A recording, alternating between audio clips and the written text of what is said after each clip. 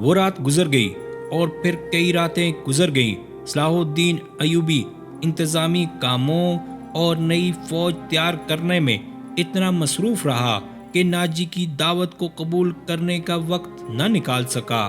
علی بن سفیان نے اسے ناجی کے متعلق جو رپورٹ دی اس سے وہ پریشان ہو گیا۔ اس نے علی سے کہا، تو اس کا مطلب ہے کہ یہ شخص صلیبیوں سے زیادہ خطرناک ہے۔ یہ ایک سانپ ہے جسے مصر کی عمارت آستین میں پال رہی ہے۔ علی بن سفیان نے ناجی کی تخریب کاری کی تفصیل سنائی کہ اس نے کس طرح کس بڑے آدمی کو اپنے ہاتھ میں لیا اور انتظامیہ میں منمانی کرتا رہا۔ پھر کہا، اور جس سوڈانی سپاہ کا وہ سالار ہے وہ ہماری بجائے اس کی وفادار ہے۔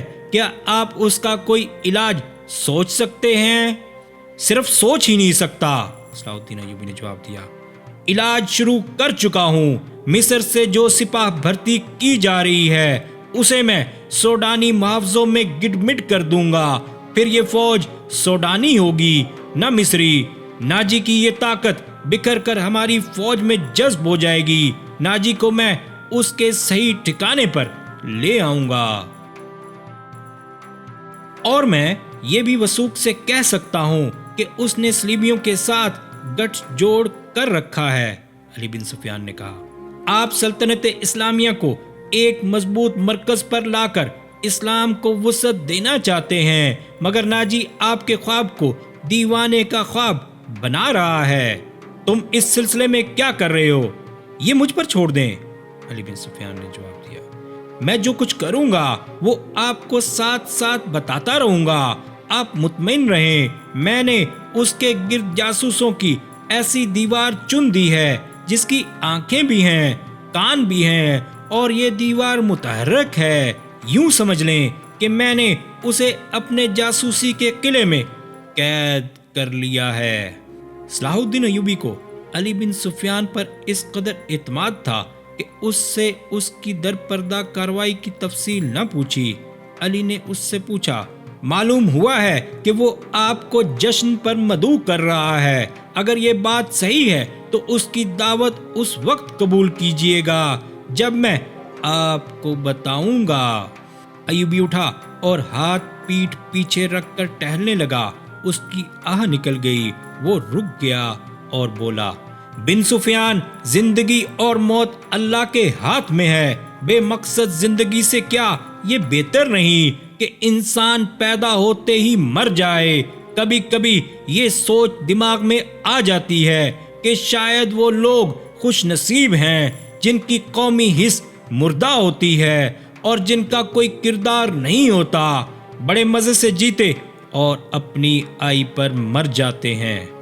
وہ بد نصیب ہیں امیر محترم، علی نے کہا۔ ہاں بن سفیان، صلاح الدین ایوبی نے کہا، میں جب انہیں خوش نصیب کہتا ہوں تو یہی بات معلوم نہیں کون میرے کان میں کہہ دیتا ہے جو تم نے کہی ہے، مگر سوچتا ہوں کہ ہم نے تاریخ کا دھارا اس موڑ پر نہ بدلا تو ملت اسلامیہ بکھر کر وادیوں، جنگلوں اور صحراؤں میں کھو جائے گی۔ ملت کی خلافت 3 حصوں میں بٹ گئی ہے، امیر من مانی کر رہے ہیں اور صلیبیوں کے اعلی کار بنتے جا رہے ہیں۔ مجھے یہ ڈر بھی محسوس ہونے لگا ہے کہ مسلمان اگر زندہ رہے تو وہ ہمیشہ صلیبیوں کے غلام اور اعلی کار رہیں گے۔ وہ اسی پر خوش رہیں گے کہ زندہ ہیں، مگر قوم کی حیثیت سے وہ مردہ ہوں گے۔ ذرا نقشہ دیکھو علی، آدھی صدی میں دیکھو ہماری سلطنت کا نقشہ کتنا سکڑ گیا ہے۔ وہ خاموش ہو گیا، سر جھکا کر ٹہلنے لگا، پھر رک گیا اور سر کو جھٹک کر علی بن سفیان کو دیکھا۔ کہنے لگا، جب تباہی اپنے اندر سے اٹھے تو اسے روکنا محال ہو جاتا ہے۔ اگر ہماری خلافت اور عمارتوں کا یہی حال رہا تو صلیبیوں کو ہم پر حملے کرنے کی ضرورت پیش نہیں آئے گی۔ وہ آگ جس میں ہم اپنا ایمان، اپنا کردار اور اپنی قومیت جلا رہے ہیں، اس میں صلیبی آہستہ آہستہ تیل ڈالتے رہیں گے۔ ان کی سازشیں ہمیں آپس میں لڑاتی رہیں گی۔ میں شاید اپنا عزم پورا نہ کر سکوں، میں شاید صلیبیوں سے شکست بھی کھا جاؤں، لیکن میں قوم کے نام ایک وصیت چھوڑنا چاہتا ہوں، وہ یہ ہے کہ کسی غیر مسلم پر کبھی بھروسہ نہ کرنا، ان کے خلاف لڑنا ہے تو لڑ کر مرنا، کسی غیر مسلم کے ساتھ کبھی سمجھوتا اور کوئی معاہدہ نہ کرنا۔ آپ کا لہجہ بتا رہا ہے جیسے آپ اپنے عزم سے مایوس ہو گئے ہیں، علی بن سفیان نے کہا۔ مایوس نہیں، اصلاح الدین ایوبی نے کہا، جذباتی۔ علی، میرا ایک حکم متعلقہ شعبے تک پہنچا دو، بھرتی تیز کر دو اور کوشش کرو کہ فوج کے لیے زیادہ سے زیادہ ایسے آدمی رکھو جو جنگ کا تجربہ حاصل کر چکے ہوں۔ ہمارے پاس اتنی لمبی تربیت کا وقت نہیں، بھرتی ہونے والوں کا مسلمان ہونا لازمی قرار دے دو، اور تم اپنے لیے ذہن نشین کر لو کہ ایسے جاسوسوں کا ایک دستہ تیار کرو جو دشمن کے علاقے میں جا کر جاسوسی بھی کریں اور شب خون بھی ماریں۔ یہ جانبازوں کا دستہ ہوگا، انہیں خصوصی تربیت دو، ان میں یہ صفات پیدا کرو کہ اونٹ کی طرح زیادہ سے زیادہ عرصہ پیاس کی شدت برداشت کریں، ان کی نظریں عقاب کی طرح تیز ہوں، ان میں صحرائی لومڑی کی مکاری ہو اور وہ دشمن پر چیتے کی طرح جھپٹنے کی مہارت، دلیری اور طاقت کے مالک ہوں، ان میں شراب اور حشیش وغیرہ کی عادت نہ ہو اور عورت کے لیے وہ برف کی طرح یخ ہوں۔